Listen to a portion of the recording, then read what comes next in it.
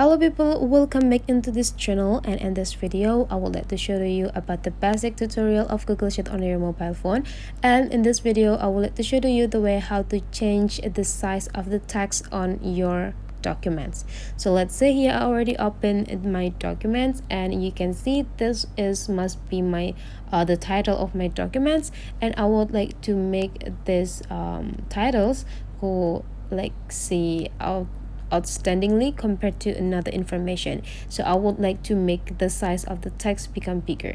So the thing that you need to do here is just go click the cells that containing the informations that you want to change the size of the text, and after that you just need to take a look on this upper top features here and just go click this A symbols, and now you can see here the size. And if you want to increasing the size, go click this part, or you can also just directly type how many or what number that you want to have for your title.